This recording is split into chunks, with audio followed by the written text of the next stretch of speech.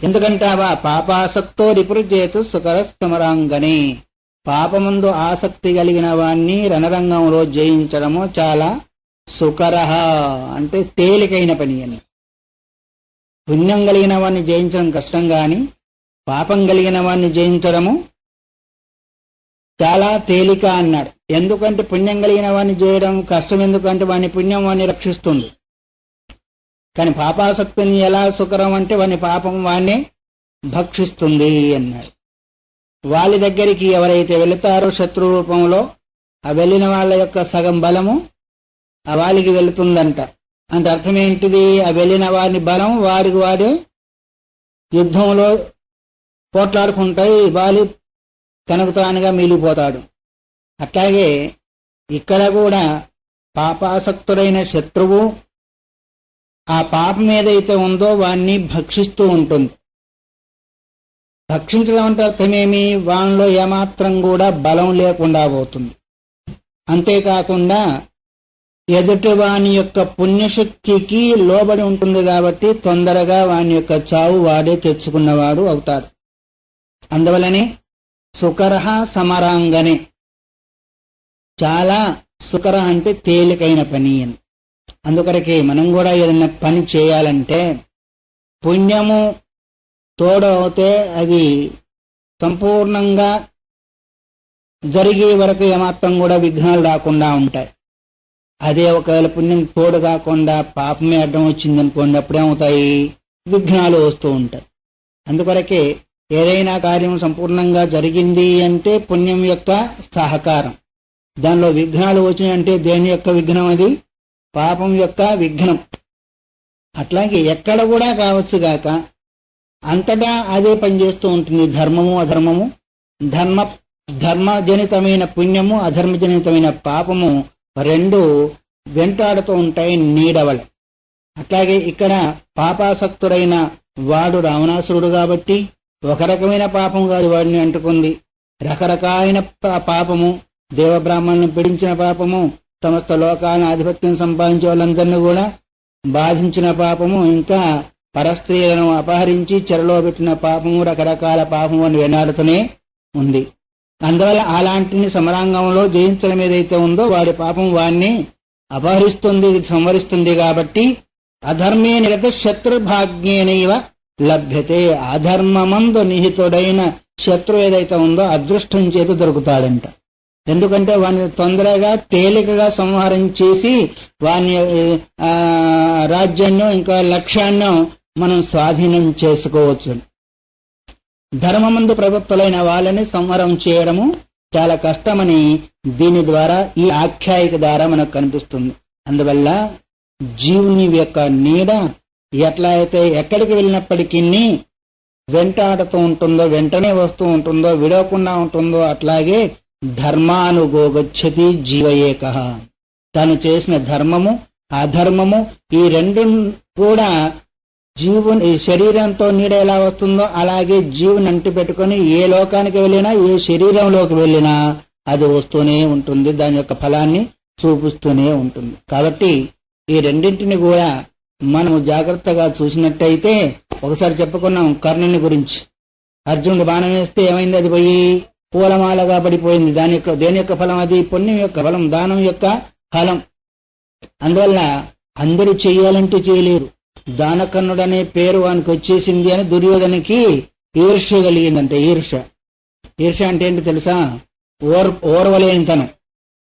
నా అంగరాజ్యంలో ఉండి మరి నా యొక్క అన్నం తినుకుంటూ మరి ఆయనకింత పేరెందుకు, నాకు కూడా పేరు రావాలని ఆయన బోర్డు పెట్టుకున్నాడంటే ఇక్కడ అడిగిన వాళ్ళందరికీ దానము ఇవ్వబడును అని.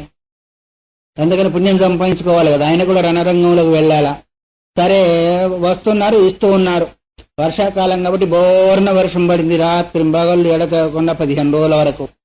సరే ఒక బ్రాహ్మణోత్తముడు వెళ్ళాడు యాగం చేయాలని ఉద్దేశం చేత, శ్రావణ మాసం కాబట్టి దుర్యోధన దగ్గరికి వెళ్ళి, ఆయన దానం ఇస్తాను పెట్టారు కదా, నాకు 10 బండ్ల ఎండిన కర్ర కావాలని అడిగాడు. 10 బండ్ల ఎందుకయ్యా అంటే హోమం చేసుకోవాలా. పిచ్చోడా, ఇక బుద్ధి లేదేంటి? వారం 10 రోజుల నుంచి రాత్రి బావులు వర్షం ఎడదకుండా పడుతుంది, ఎండిన కర్ర ఎక్కడ దొరుకుతుంది? పచ్చి అంత తడిచిపోయి ఉంటుంది కదా, పోవయ్యా అన్నాడు ఆయన.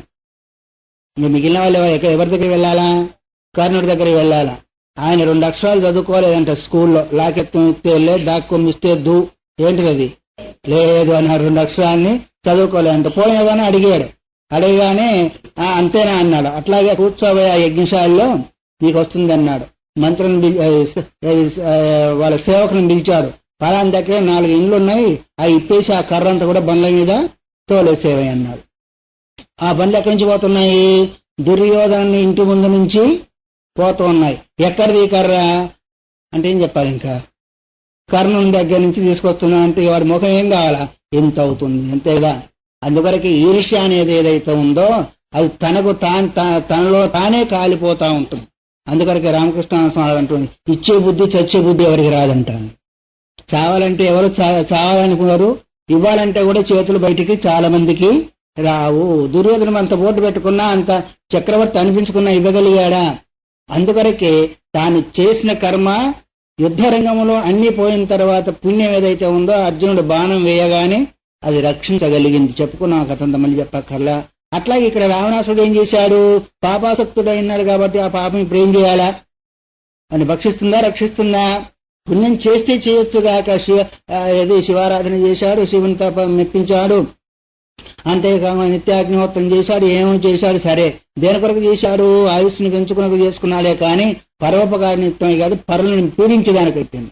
అందువల్ల ఆ పుణ్యమంతా ఎలా తరిగిపోయింది వాడిది అంటే అది కూడా అనిపించి ఆ పరులను పీడించున్నాడు కాబట్టి అది తరిగిపోయిందా పెరిగిపోయిందా? తరిగిపోతుంది. కాబట్టి వాని ఆయుష్ కూడా పోయింది, వాడి పుణ్యం కూడా పోయింది. ఇప్పుడు అలాంటి వాడిని జయించడం సుకరహ అన్నాడు. అందుకొరకే ప్రతి జీవుడు కూడా మనం పుణ్యం ఎప్పుడైతే తోడవుతుందో ఆ అనుష్ఠానం గాని లేదా కర్మ గాని లేదా ప్రాపంచిక వ్యవహారం కూడా కావచ్చుగాక అది నిర్విఘ్నంగా నెరవేరుతుంది. ఒకవేళ అది కలగలేదు అంటే ఏమంటాం వచ్చినట్టు? మనం చేసిన దుష్కర్మజనితమైన ఆ పాపం ఏదైతే ఉందో అడ్డం వస్తుంది అని మనం అనుకోవాలి. అందుకొరకు పాపాసక్తి అధర్మే నిరతశత్రు భాగ్యేనైవ. భాగ్యం అంటే ఏంటిది? వాడి భాగ్యం పడిందయా అంటాం. భాగ్యం అంటే ఏంటిది? అదృష్టం. అదృష్టం నా అదృష్టం కనబడకుండా ఉండేది. పుణ్యం పాపం కనిపిస్తుందా? కొంత నాస్తికులు అంటే పుణ్యం అంటే పాపం అంటే ఎర్రగా ఉంటుందా నల్లగా ఉంటుందయ్యా, పాపం లేదు పుణ్యం లేదు పో అంట. అందుకని వీళ్ళు అంటారు కదా, ఎవరు చార్వాకులు అని అన్నారు. చార్వాకులు అంటే కనిపించే ప్రపంచమే సత్యం, మిగతా లోకాలు లేవు. అందువలని వాళ్ళు ఏమంటారంటే యావజ్జీవం సుఖం జీవేత్ రుణం కృతం పిబేత్ భస్మీభూత స్థితిహస్య పునరాగమనం కృత. జీవించినంత వరకు చాలా చక్కగా అన్ని సుఖాలను అనుభవిస్తూ జీవించవయ్యా. అన్ని సుఖాలను అనుభవించాలని డబ్బు కావాలయ్యా అంటే రుణం కృతం పిబేసు, అప్పు చేసి పప్పు కూడా తినవయ్యా అన్నంట. మరి అప్పు చేస్తే మళ్ళీ తర్వాత వాడికి తీర్చాలా, వాడు అడుగుతాడు కదా అంటే భస్మీభూత చచ్చిన తర్వాత బూడిదైన తర్వాత అడిగేది ఎవడు ఇచ్చేవాడు పోవయ్యా అన్నాడంట. అంటే వాళ్ళకి పరలోకం అనేది పునర్జన్మ అనేది వాళ్ళకు నమ్మకం లేదు. లేనంత మాత్రం చేతునది లేకుండా పోతుందా? అందువల్ల ఇక్కడ శత్రు భాగ్యం అంటే ఏంటిది? అదృష్టం అంటే కనపడకుండా ఉండేది. అందువల్ల మనం చేసిన కర్మ జనితమైన ఆ పుణ్య పాపాదులు ఏవైతే ఉందో దాన్ని అదృష్టము అంటాం. వాడు అదృష్టం పండిందయా అంటే అర్థమేమి? చేసిన పుణ్యము పండింది, వాడి అదృష్టం కాలిపోయిందయా అని కూడా అంటారా లేదా? అంటే అర్థమేమి? వాడు చేసిన పాపం కాలి చేసింది వాడిని. అందువల్ల అదృష్టం అంటే ఇంకోటి అనుకోకూడదు. అదృష్టం కనపడకుండా ఉండి నేను నడిపించేది అది అదృష్టం. అంటే నా అదృష్టం అది కనిపిస్తుందా? కనిపించదు. కర్మ ఎప్పుడో పోయింది. ఇక్కడ కూడా అంతే. యజ్ఞమో యాగమో చేస్తూ ఉన్నారు, కర్మ ఉందా పోయిందా? రేపటి వరకు పోయింది. కానీ దాని యొక్క ఫలితం నిన్ను వెంటాడి స్వర్గాన్ని తీసుకుపోతుందనే ఉద్దేశం చేత కదా ఇక వాజపేయి యాగమో లేదా అశ్వమేధ యాగమో ఇంకోటో ఏదో ఒకటి చేస్తున్నాము. స్వర్గకామో యజేత, స్వర్గం కావాలని కూడా యజ్ఞం చేస్తున్నారు. మరి యజ్ఞం చేసింది వారం రోజులే. నువ్వు పోయేది ఎప్పుడు? ఇంకా 10 సంవత్సరాలకో 1000 సంవత్సరాలకో లేదు 100 సంవత్సరాలకో లేదు 2 సంవత్సరాలకో లేదు రేపే పోతావేమో. మరి యజ్ఞం ఇక్కడ అయిపోయింది, మరి నీకు స్వర్గం తీసుకుపోయేది ఎవరు అంటే దీని ద్వారా జనించిన అదృష్టము దాన్ని అపూర్వము అన్నారు. ఆ అపూర్వం ద్వారా వ్యక్తి జీవుడు అక్కడికి వెళ్లి ఆయా భోగాలు అనిపిస్తాడు. అట్లాగే పాపజనితమైంది అది కూడా అపూర్వమే. అది ఎక్కడ తీసుకుపోతుంది అంటే దుఃఖజనితమైన దుఃఖాన్ని ఎక్కడైతే అనుభవింపజేస్తుందో అక్కడికి, దాని పేరు ఏంటిది?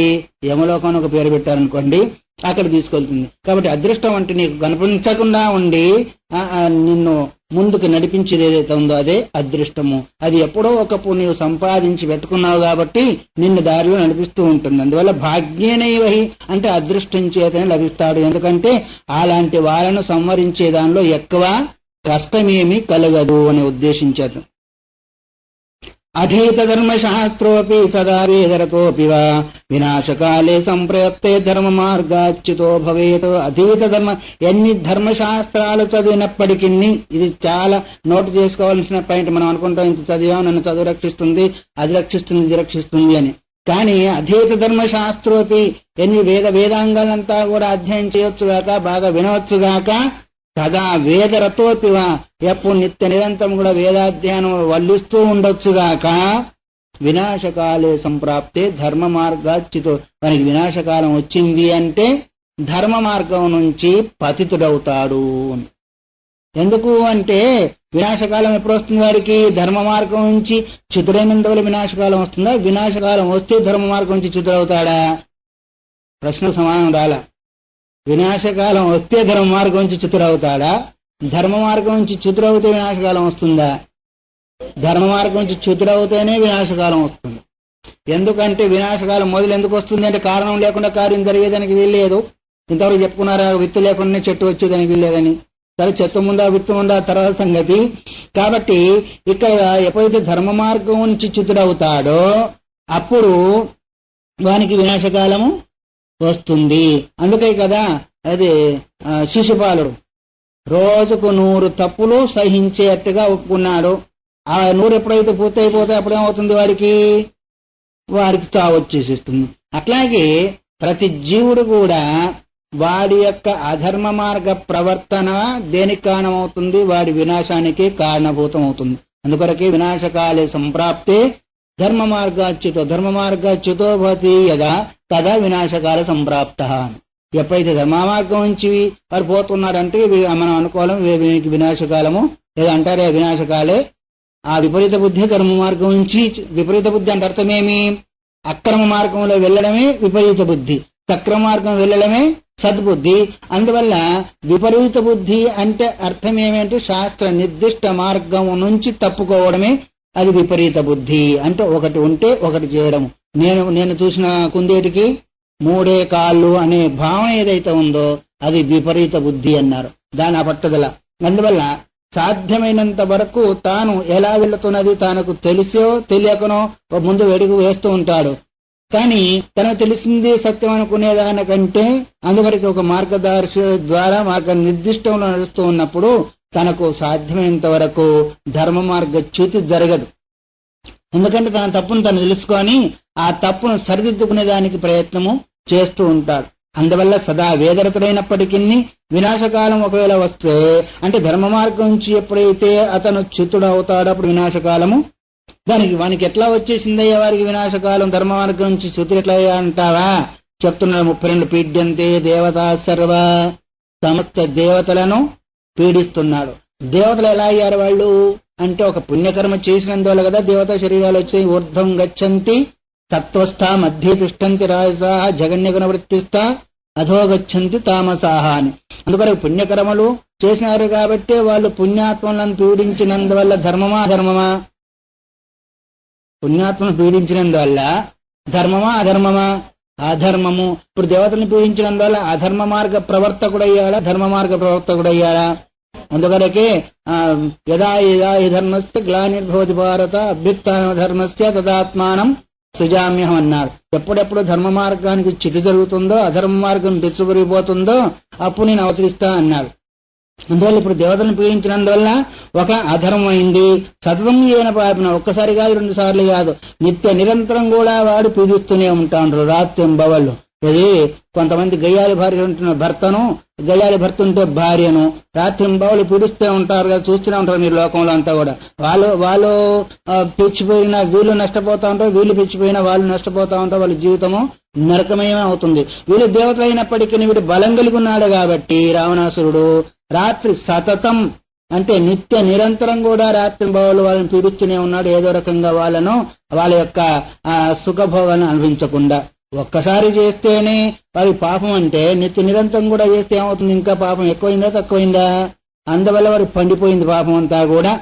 అందువల్ల బ్రాహ్మణులు కూడా వేదాంగాలను అధ్యయనం చేసి నిత్యాగ్రహణలు చేసిన వాళ్ళు కాబట్టి వాళ్ళను పీడించడం కూడా పాపమే. ఋషయశ్చైవ, ఋషులంటే అర్థమే ఋషయో మంత్రదష్టార, మంత్రాలను దర్శించే వాళ్ళు కాబట్టి వాళ్ళు ఋషులు అనిపించుకున్నారు.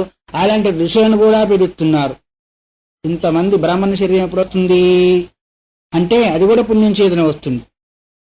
బ్రాహ్మణులు చెడిపోవచ్చు గాని ఈ కాలాన్ని బట్టి, కానీ బ్రాహ్మణ శరీరం కూడా పుణ్యం చేతనే వస్తుంది అని అది ఛాందోగ్యోపనిషత్తులో మనకు ఒక మంత్రం ఉంది. రమణీయ చరణ రమణీయాం యోనిమాపంతేరన్ బ్రాహ్మణ యోనిం వా క్షత్రియ యోనిం వా వైశ్య యోనిం వా కపూయాచరణం కపూయచరణ కపూయాం యోనిమాపద్యంతే శూకర యోనిం వా చాండాల యోనిం వా అని. రమణీయ చరణ అంటే అందమైన ఆచరణ కలిగిన వాళ్ళు, అంటే శాస్త్ర నిర్దిష్టమైన ఆచరణ కలిగిన వాళ్ళు బ్రాహ్మణ శరీరాన్ని గాని క్షత్రియ శరీరాన్ని గాని వైశ్య శరీరాన్ని గాని పొందుతారు అన్నారు. అర్థమవుతా ఉందా? దేనివల్ల వచ్చేసింది ఇప్పుడు బ్రాహ్మణ శరీరము అంటే తాను చేసిన పుణ్యం యొక్క కర్మం చేత మళ్ళీ అందుకొరకు వాళ్ళు ప్రారంభం నుంచి వేదాంగాలను అధ్యయనం చేస్తూ మళ్ళీ ఇంకా పెంచుకుంటున్నారు. అయితే ఈ కాలంలో తాగుబోతులై తిరిగే వాళ్ళు కూడా ఉన్నారనుకోండి, దాని సంగతి మనకి కాదు.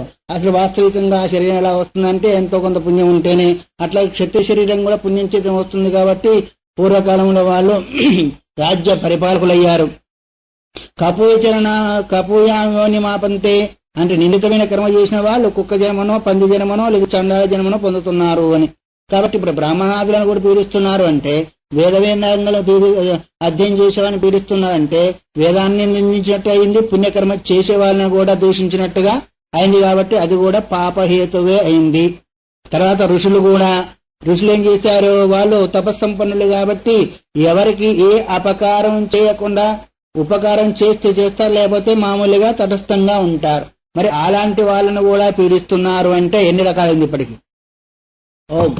దేవతలను పీడించారు, బ్రాహ్మణులను పీడిస్తున్నారు, ఋషులను పీడిస్తున్నారు. అందువల్ల తస్య నాశ స్వయం స్థిత. అందుకొరకే పెద్దవాళ్ళకి పుణ్యాత్ములకి మనం మంచి చేయలేకపోయినా చెడు చేయకుండా ఉండడము మంచిది. కొంతమంది ఏం చేస్తా అంటే వాళ్ళకి పుల్లలు పెట్టడానికి ప్రయత్నం చేస్తూ ఉంటారు, ఏడిపించడానికి ప్రయత్నం చేస్తూ ఉంటారు. అలాంటి వాళ్ళు ఎవరు అంటే రావణాసుని సంతానం అనుకోండి, మనవలో ముది మనవలో ఇంకో మనవలో అనుకోండి. కాబట్టి ఉత్తమం ఏంటిది అంటే ఊరుకుండేవాడు ఉత్తమ యోగి. అలాంటి వాళ్ళ దగ్గరికి వెళ్ళి ఉండగలిగితే మంచిదే, లేకపోతే దూరంగా ఉండడం మంచిది.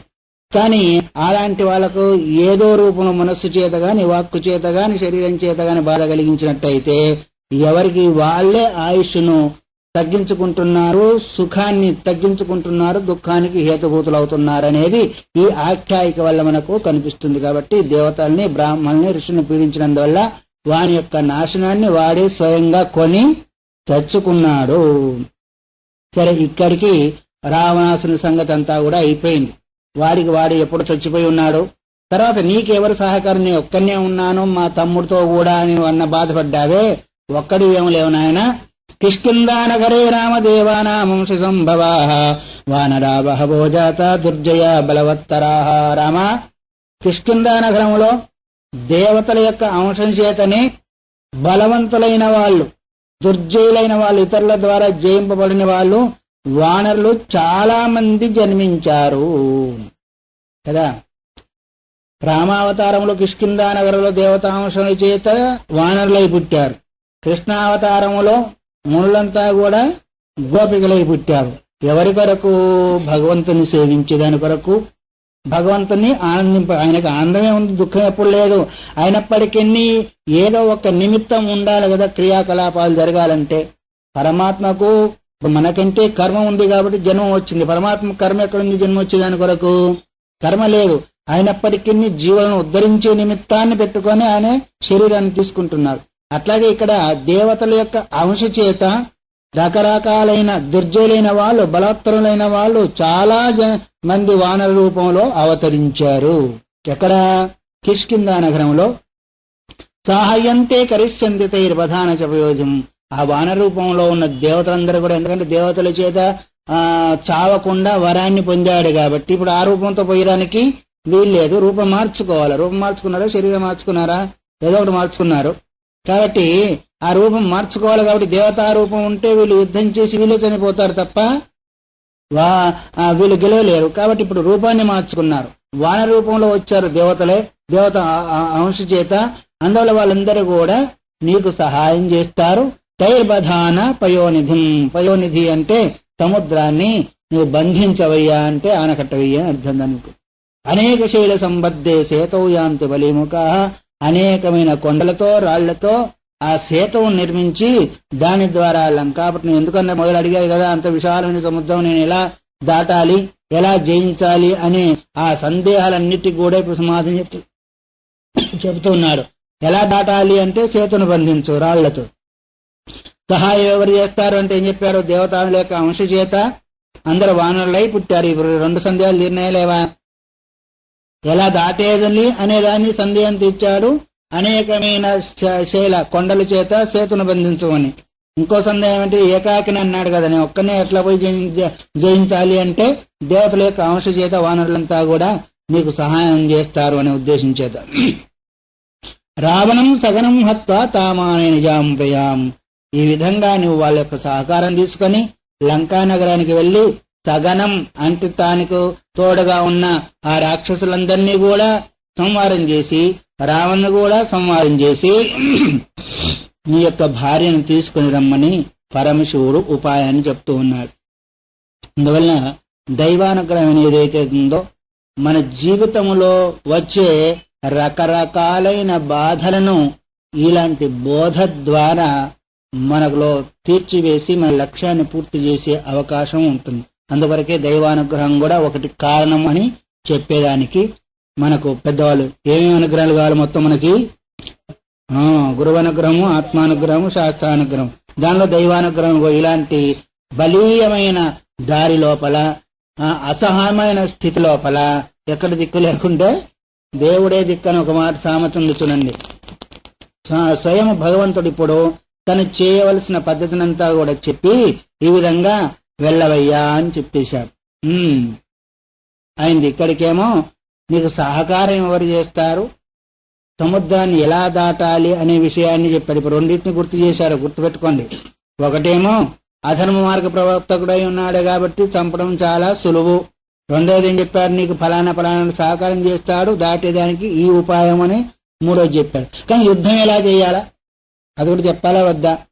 అది చెప్పితే కదా దానిలో సక్రమంగా వినియోగం చేసుకుని ఆ రావణాసురుని వాళ్ళ యొక్క రాక్షసులంతా కూడా సంహారం చేసే అవకాశం ఉంటుంది.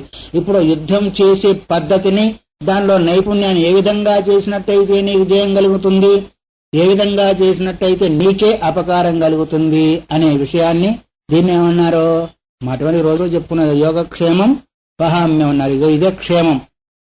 క్షేమం అంటే అర్థమేమి, ఒక వస్తువుని ఇచ్చారు, ఇచ్చిన దాన్ని రక్షించడం ఏదైతే ఉందో దానికి సంబంధించిన సలహాలు ఏముందో అదే క్షేమం. అందాలు ఇప్పుడు యుద్ధం ఎలా చేయాలో చెప్తూ ఉన్నాడు. శస్త్రైర్యుద్ధే జయో యత్ర తత్రాస్త్రాని నాం యోజయేతు.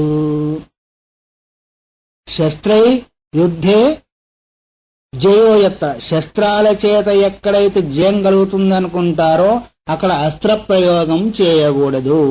శస్త్రం అంటే ఏంటిది, అస్త్రం అంటే ఏంటిది చెప్పండి.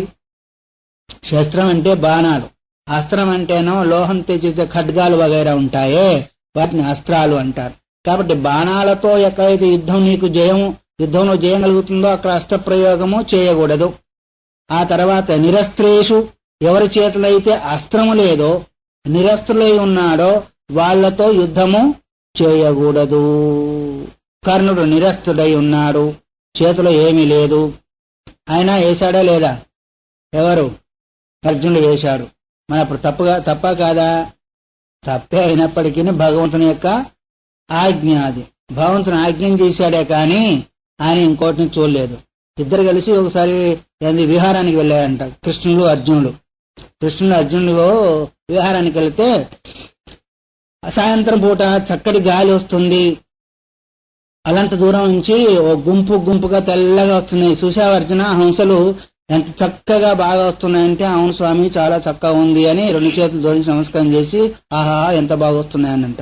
అయ్యో అర్జున, అవి హంసలు కాదు కొంగలు, ఎంత బాగా వస్తున్నాయంటే అవును స్వామి కొంగలు చాలా బాగానే వస్తుందంట. అయ్యో హంసలు అంటే సరే అన్నావు, కొంగలు అంటే సరే అంటే నాకు హంసలు అయితేమి కొంగలు అయితేమి నీ వాక్యం నాకు ప్రమాణం అన్నాడంట.